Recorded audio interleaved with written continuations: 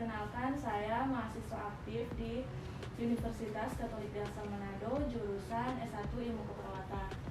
Saat ini saya akan memberikan pendidikan kesehatan kepada Bapak Ibu yang ada di sini mengenai pertolongan atau penanganan pertama luka bakar yang terjadi di rumah. Apakah Bapak Ibu bersedia untuk saya memberikan pendidikan kesehatan? Oke. Nah, saya akan menjelaskan terlebih dahulu pengertian luka bakar sendiri itu. Luka bakar adalah sebuah cedera akibat paparan suhu tinggi yang bukan dari api saja, tapi juga bisa dari uap panas, benda panas, listrik, bahkan sinar matahari bisa dapat menyebabkan luka bakar. Nah, saat ini saya akan bertanya kepada Bapak Ibu, biasanya pertolongan pertama yang Bapak Ibu lakukan di rumah itu saat terjadi luka bakar, apa saja yang dilakukan? Gosok minyak baru, lalu obat gigi, obat gigi atau Pepsodent biasa, lalu alkohol, ada lagi kopi. Oke.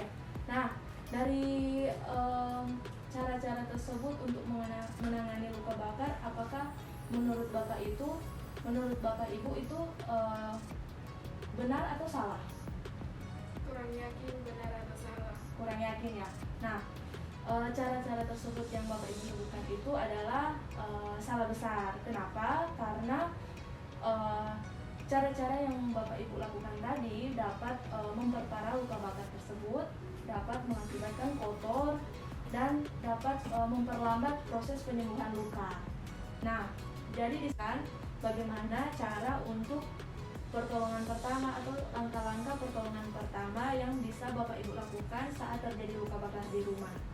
Nah, yang pertama itu jangan panik. Jangan panik.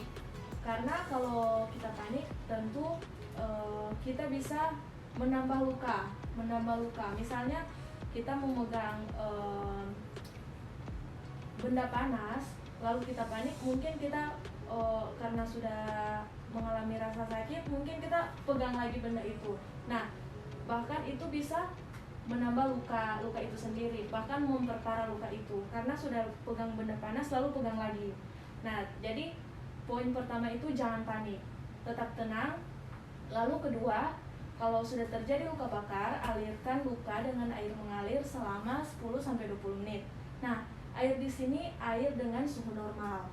Kemudian jangan menggunakan air es. Kenapa? Karena kalau menggunakan air es itu dapat memperlambat proses penyembuhan luka. Nah, yang ketiga, keringkan luka, lalu perhatikan jika timbul lepuh. Nah, lepuh di sini luka yang ada airnya di dalam. Apa pernah Bapak Ibu pernah mengalami itu dan melihat ada lepuh kalau setelah terjadi luka bakar? Nah, itu namanya lepuh. Nah, jangan dipecahkan. Nanti kalau ada luka seperti itu, jangan berani-berani dipecahkan. Kemudian jaga agar luka tetap bersih. Tutup luka dengan kasa steril, jangan dengan kapas dan tisu. Kemudian yang terakhir, kunjungi dokter untuk terapi atau penanganan lebih lanjut. Nah, itu adalah langkah-langkah atau langkah-langkah pertolongan pertama yang benar yang dilakukan di rumah. Nah, apa Bapak Ibu ada pertanyaan?